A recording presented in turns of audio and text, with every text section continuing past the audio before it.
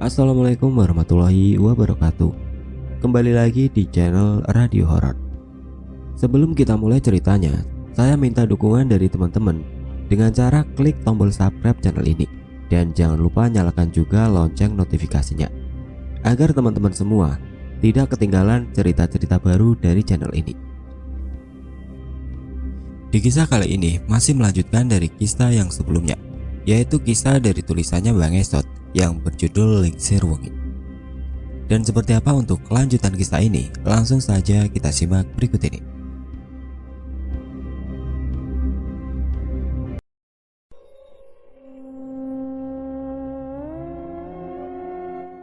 Berbondong-bondong warga Balangandang mengepung rumah Ki Bamantara.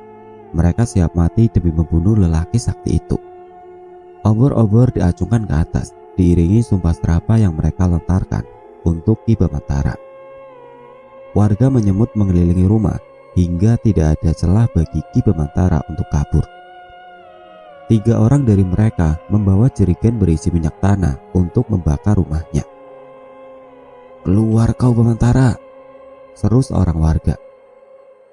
"Iya, atau kami bakar rumahmu," sambut warga lainnya.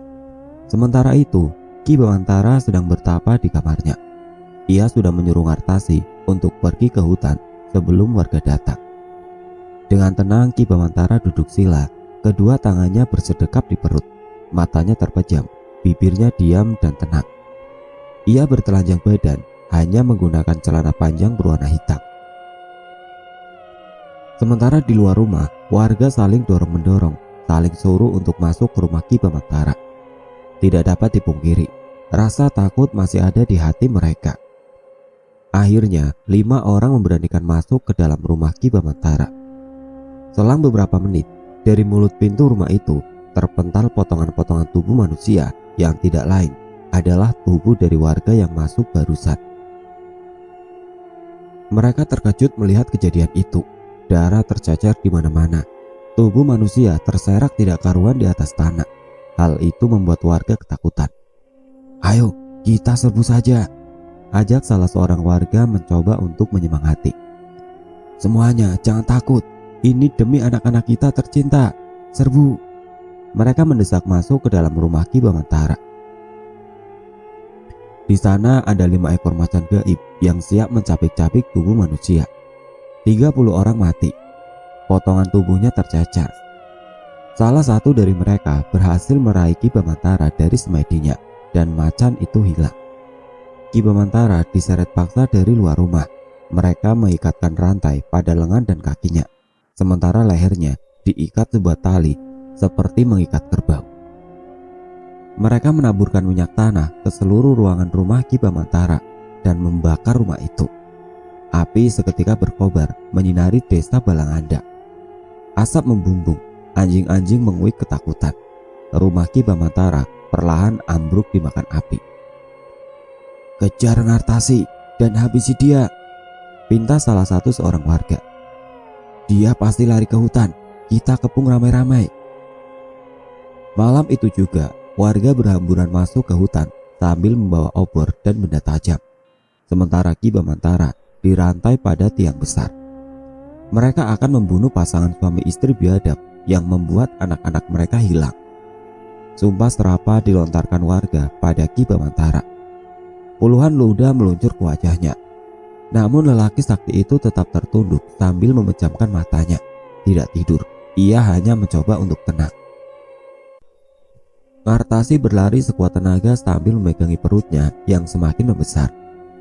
Ia memakai daster coklat. Tangan kanannya menjinjing Petromax. Sesekali menoleh ke belakang untuk memastikan kalau tidak ada yang mengejarnya. Dia harus berlari sejauh mungkin dari desa Balangandang agar anak dalam kandungannya bisa selamat.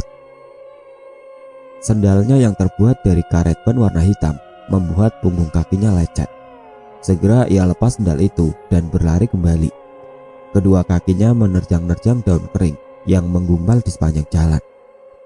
Dari kejauhan, ia melihat cahaya obor berayun-ayun di antara ranting-ranting pepohonan. Wajahnya semakin ketakutan. Kakinya sudah tidak sanggup lagi berlari. Ngartasi berhenti. Ia melihat ada sebuah gubuk kecil di sebelah kanannya. Dengan tergopoh-gopoh, ia masuk ke dalam gubuk itu. Petromax dimatikan. Napasnya terengah-engah. Ngartasi mengintip dari celah bilik gubuk. Cahaya obor semakin mendekat. Lalu muncullah para lelaki penduduk desa Balangandang. Mereka celingukan mencari keberadaan Ngartasi. "Semua berpencar di sini," kata seorang lelaki yang membawa obor. "Tunggu," pinta temannya. Ia melihat gubuk persembunyian Ngartasi. Perlahan mereka mendekat ke gubuk. Seorang lelaki berbadan kurus menendang pintunya, tapi ternyata tidak ada siapa-siapa di sana. Ngartasi sudah melarikan diri. Akhirnya mereka menyerah dan tidak melanjutkan pencarian. Di desa Balangandang, warga kebingungan bagaimana caranya membunuh Ki Bamantara. Tidak ada satu benda pun yang mampu melukai kulit lelaki sakti itu. Golok yang disabetkan ke lehernya tidak dapat melukainya sedikit pun. Sudah puluhan kali juga balok kayu dihantamkan ke kepalanya, tapi Ki Bamantara malah tertawa-tawa. Lehernya juga sudah digantung di atas pohon, tapi tidak kunjung mati. "Bawa ke laut, ikat kaki dan tangannya, rantaikan beban di kakinya, lalu tenggelamkan dia," usul seorang warga. "Setuju, naik perahuku saja, kita bawa Ki Bamantara ke tengah laut."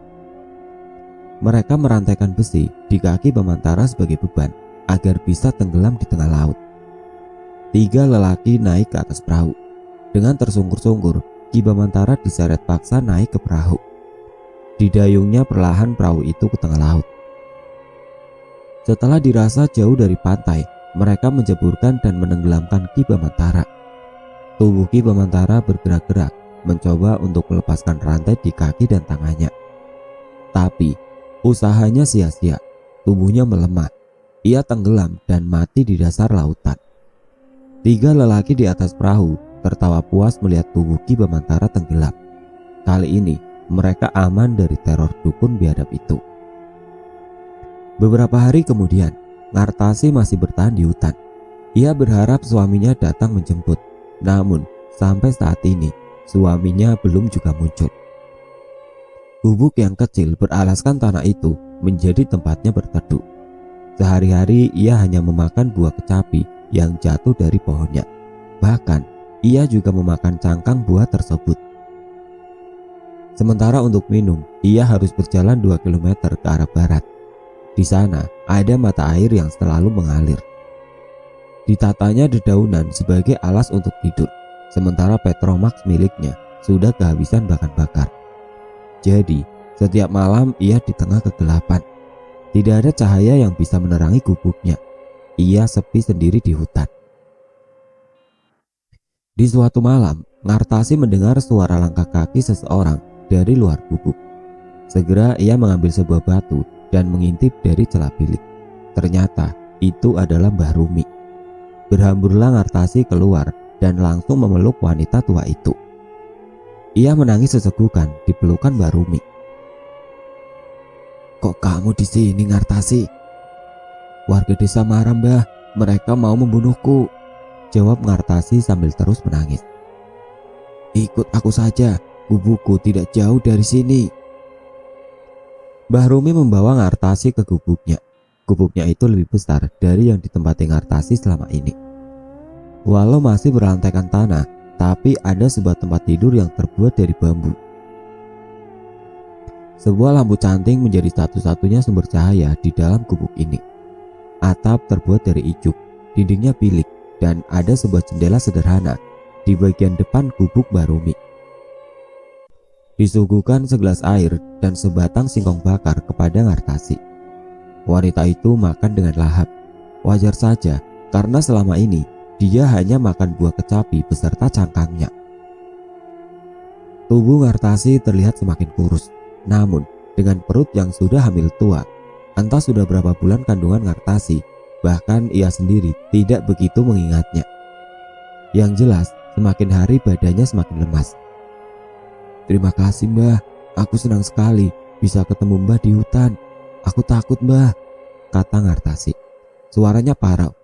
Air matanya pun menetes kembali. Mbah Rumi mengelus bahu Ngartasi. Kau aman di sini. Aku akan merawatmu sampai anakmu lahir.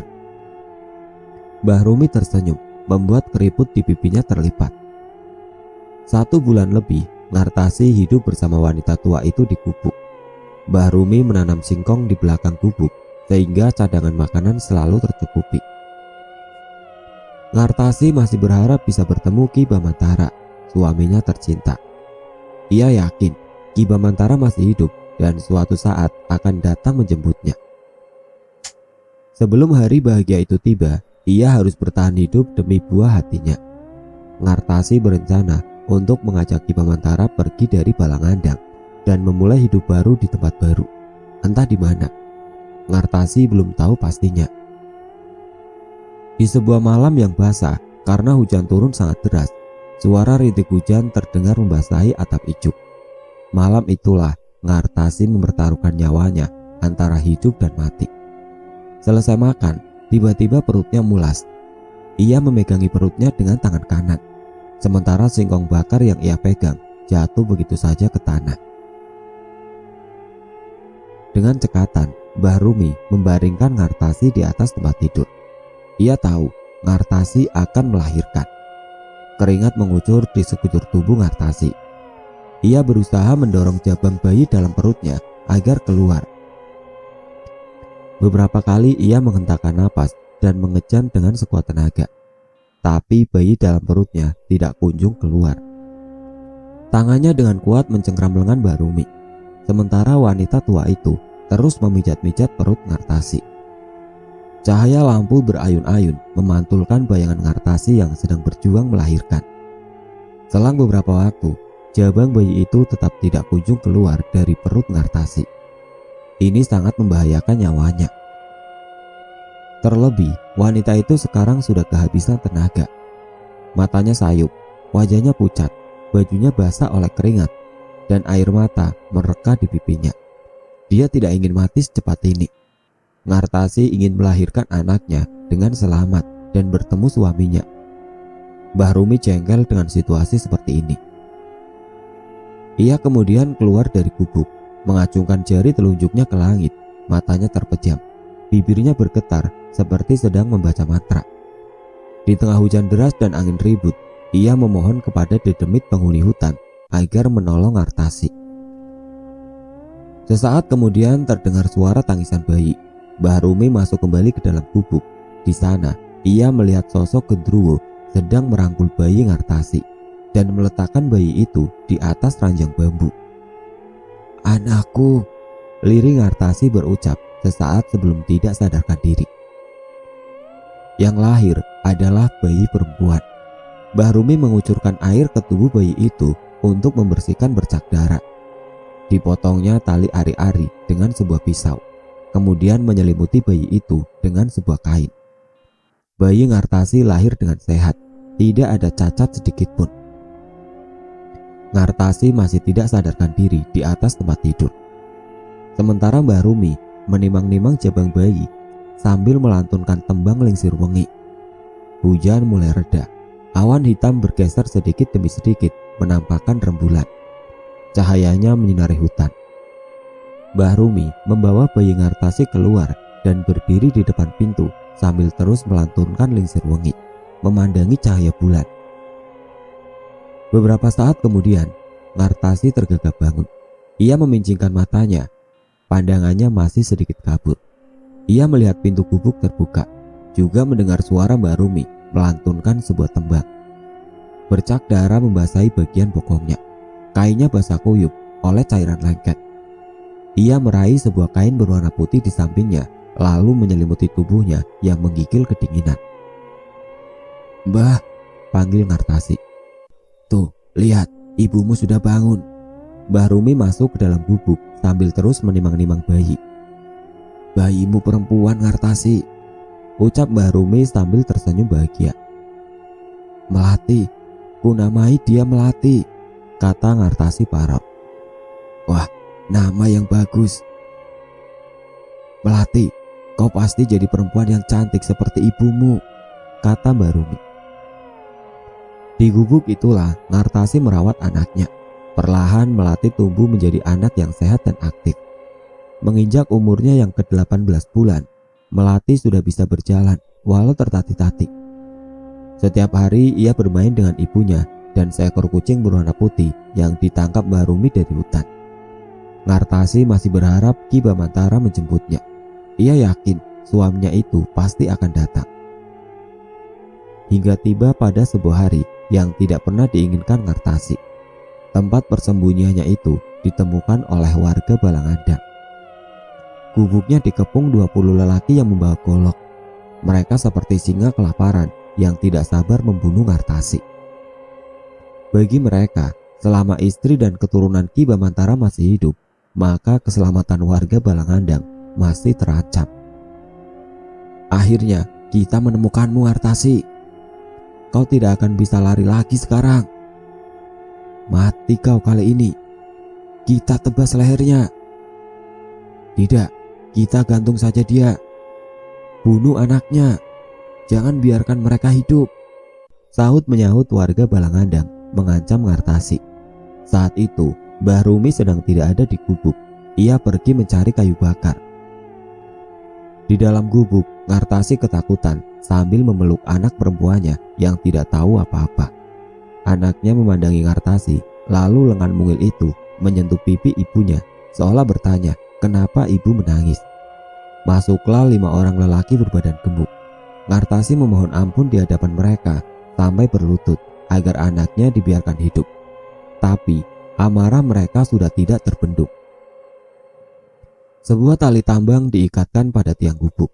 Salah satu dari mereka membuat simpul melingkar untuk menggantung Ngartasi. Kalian boleh bunuh aku, tapi aku mohon biarkan Melati hidup dan dia tidak tahu apa-apa. Ngartasi terus memohon sambil menangis memeluk anaknya yang ketakutan melihat lelaki gemuk itu. Sementara teman-temannya yang di luar sudah berkerumun di mulut pintu. Mereka tidak mau ketinggalan menyaksikan kematian Ngartasi. Kami tidak akan membiarkan keturunan Ki Bamantara hidup, kata salah seorang lelaki itu.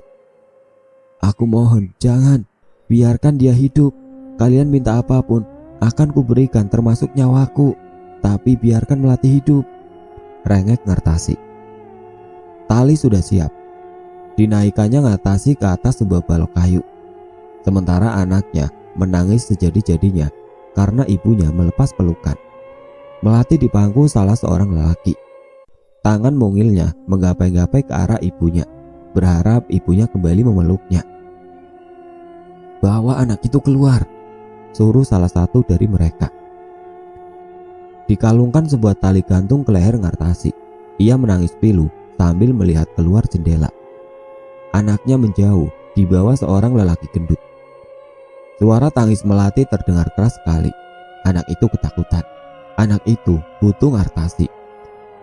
Kemudian digulingkan balok kayu yang menjadi pijakan Ngartasi. Seketika tali itu mencekik lehernya. Napasnya tersedak-sedak, lengannya menggapai-gapai, kakinya bergetar. Air kencingnya keluar saking sakitnya digantung.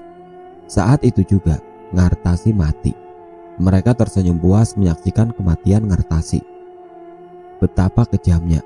Selang sehari setelah kematian Ngartasi, jasad Melati mengapung di pantai Balangandang. Entah dengan cara apa mereka membunuhnya, yang jelas mereka tidak mau ada keturunan Ki Bamantara hidup. Mereka menyebut kematian Ngartasi dan anaknya adalah tumbal balas dendam mereka terhadap perlakuan Ki Bamantara. Sepulangnya dari mencari kayu bakar, Mbah Rumi terperangah melihat Ngartasi tewas digantung. Gubuknya acak-acakan. Melati hilang. Dia yakin ini pasti perlakuan warga Balangandang.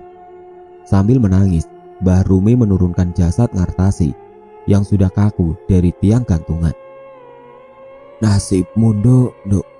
Maafkan Mbah ya, tidak bisa menolong kamu. Ia membaringkan jasad Ngartasi di atas tempat tidur, membuka pakaian Ngartasi, lalu memandikan jasadnya sambil terus menangis. Mbah Rumi sudah menganggap Ngartasi seperti anaknya sendiri. Ia tidak terima kalau warga Balangandang memperlakukan Ngartasi seperti ini. Maka malam itu juga ia menggendong jasad Ngartasi dan membawanya ke sebuah mata air.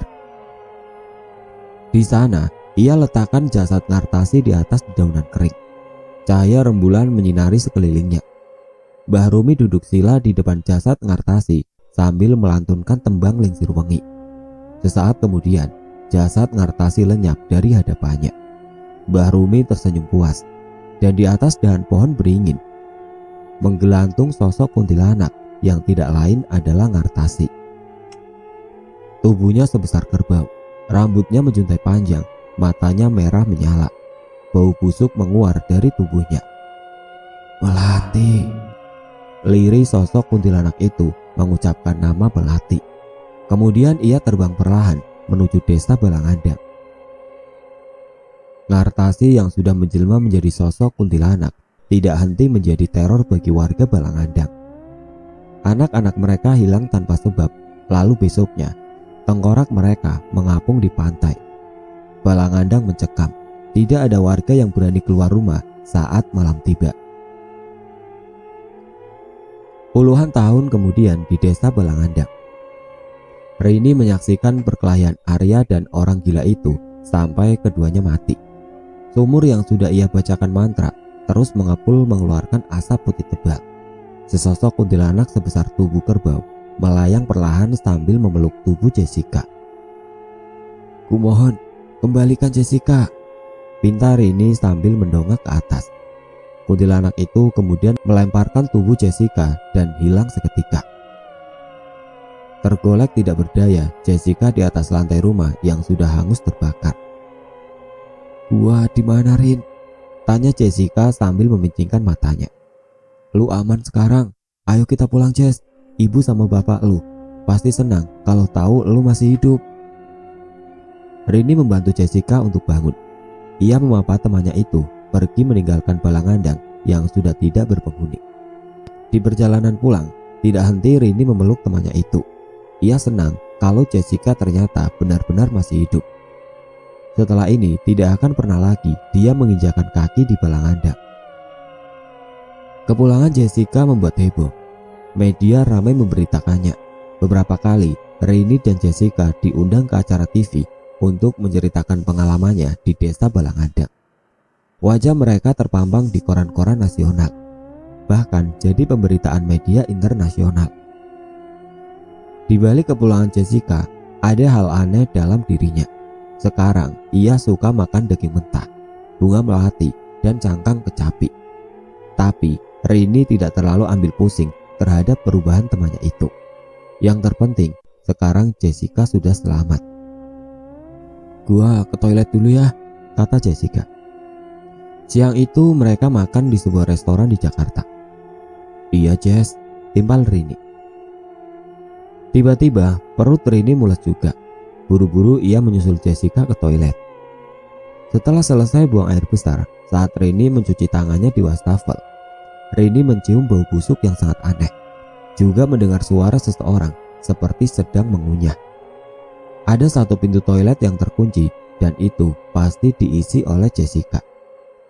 "Jess," panggil Rini, tapi tidak ada jawaban. Rini mengecek ke bawah pintu toilet.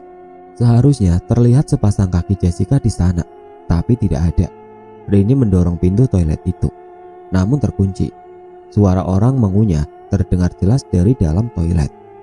Saat Rini balik badan, dari cermin wastafel, Rini melihat Jessica sedang berdiri sambil tersenyum di belakangnya. Namun, saat ia berbalik kembali, sosok Jessica itu hilang.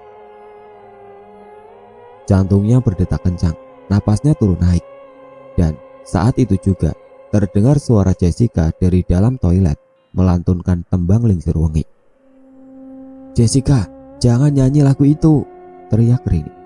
Pintu toilet terbuka sendiri, tapi tidak ada siapa-siapa di dalam. "Udah," Gilang membenarkan kerah bajunya. Ia menghadap ke kamera dan duduk di kursi berwarna biru di kamarnya. "Belum, Lang. Bentar. Oke. 3, 2, 1, mulai."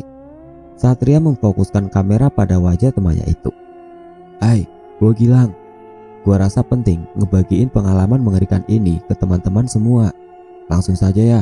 Kejadian ini terjadi sekitar 3 hari yang lalu.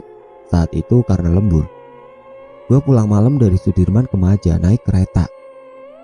Gilang menyilangkan kakinya, mengubah posisi duduk.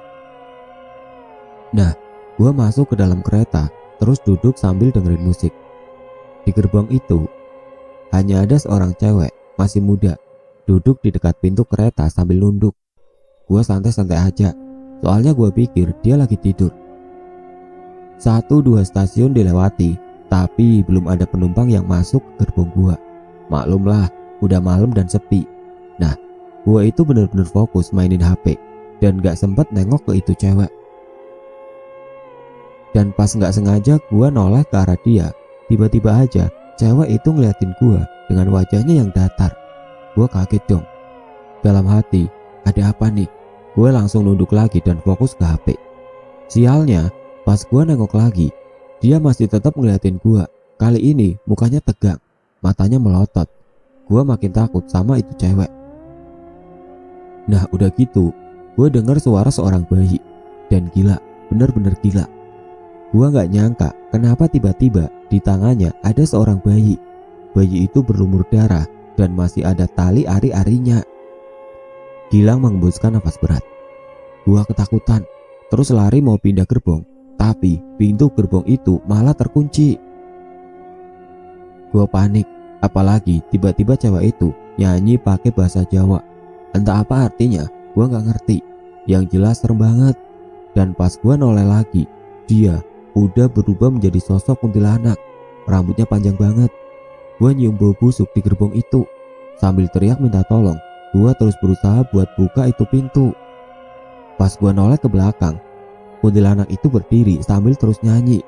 Sedangkan bayi di tangannya menangis semakin keras. Lo tahu dia ngapain? Wajah Gilang pucat. Dia makan bayi itu dari kepala sampai tali ari-ari. Habis itu gue pingsan dan tahu-tahu udah ada di rumah sakit.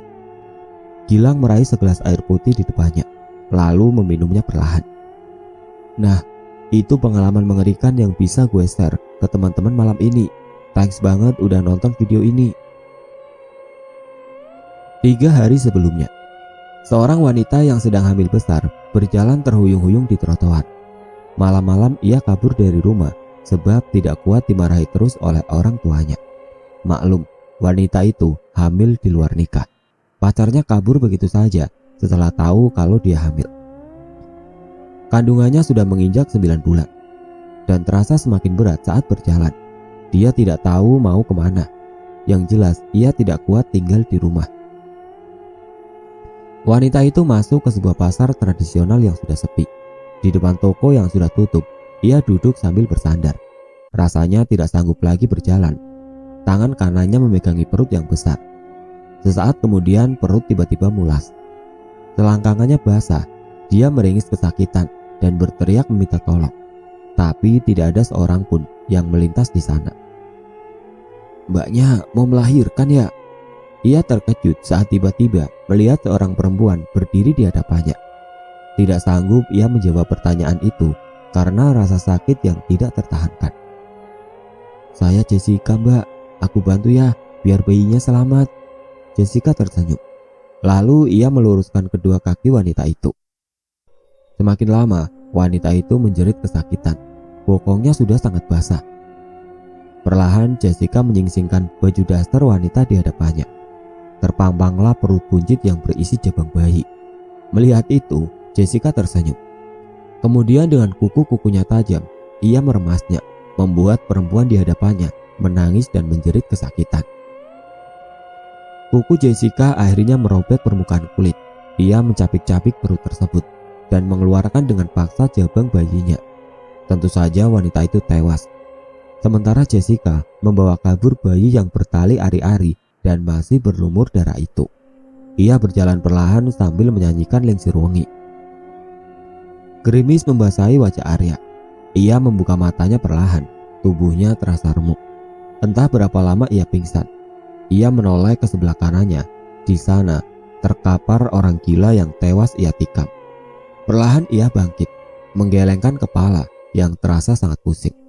Sambil terhuyung, ia berdiri, mengambil pisau yang tergeletak tidak jauh darinya. Dua wanita itu sudah pergi.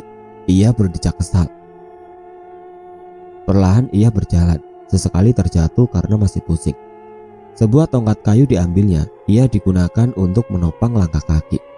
Sesampainya di rumah, ia melihat Tias duduk di atas kursi bambu dengan tatapan kosong. Arya sudah tahu ini bakalan terjadi. Kalau sampai tumbal peletnya lari, maka Tias akan tersadar dari pengaruh pelet dan berhenti mencintai Arya. "Ceraikan aku." Tanpa basa-basi lagi, Tias langsung melayangkan ucapan menohok. "Tidak, Tias." Arya duduk di hadapan istrinya. "Terserah. Yang jelas, aku mau cerai." Tias benar-benar sudah sadarkan diri. Rasa cinta yang awalnya menggebu seketika hilang. Tias beranjak dari tempat duduknya dan pergi begitu saja tanpa pamit. Arya sudah menghadangnya, tapi Tias tetap memaksa pergi. Ia tidak sudi lagi bersama Arya. Sesaat setelah istrinya pergi, Arya mengamuk. Ia membanting apapun yang ada di rumah. Tidak ada cara lain agar Tias mau kembali padanya selain menangkap Jessica.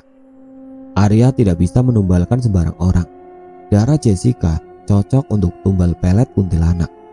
Maka keesokan paginya, ia bertelanjang badan, hanya mengenakan celana panjang hitam, duduk di atas sebuah balok kayu di halaman belakang rumahnya sambil mengasah sebuah pisau kecil. Dia akan mencari Jessica ke kota dan mengembalikannya ke dalam lubang sumur. Setelah pisaunya tajam, ia masukkan ke dalam sarungnya yang terbuat dari kulit hewan. Arya masuk ke dalam rumahnya dan dari dalam lemari ia mengambil sebuah plastik putih. Di dalam plastik itu terdapat helai rambut Jessica. Ternyata ia masih menyimpannya. Rambut itu ia bakar lalu dicelupkan ke dalam segelas air. Bibirnya bergetar membaca mantra. Air itu ditiup lalu ia minum. Seketika ia melihat bayangan Jessica dan Rini berjalan dari desa Balangandang menuju jalan raya. Ia langsung berkemas, memasukkan baju dan perbekalan lain ke dalam tas hitam. Di tengah hujan gerimis, ia melangkah meninggalkan rumahnya untuk memburu Jessica. Sementara itu, Jessica di rumahnya sedang asik menonton drama Korea. Mulutnya sibuk mengunyah keripik singkong. Sesekali ia tertawa menyaksikan adegan lucu, lalu terkadang kedua matanya berkaca-kaca ketika ada adegan yang sedih. Setiap malam ia rutin menonton serial drama kesayangannya itu. "Jessica." Bu Laila, ibunya Jessica, tiba-tiba memanggilnya. "Ini kenapa baju kamu banyak darahnya?" Ia menunjukkan baju Jessica. "Kemarin teman di kantor kecelakaan, Bu. Aku bantu antar dia ke rumah sakit, jadi darahnya kena baju deh." "Siapa teman kamu?" "Aryan, Bu." Walaupun ragu, Bu Laila mencoba untuk percaya pada anaknya itu. Dibawa kembali baju yang berlumur darah itu untuk dimasukkan ke dalam mesin cuci. Sesaat kemudian, smartphone-nya berdering. Sebuah pesan dari Rini. "Jess, lu ada waktu? Besok kita ketemu ya, gua mau ngomong."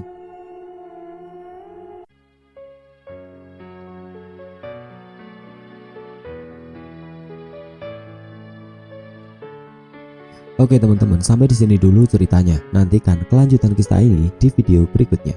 Agar tidak ketinggalan, klik tombol subscribe channel ini dan nyalakan lonceng notifikasinya. Akhir kata, wassalamualaikum warahmatullahi wabarakatuh.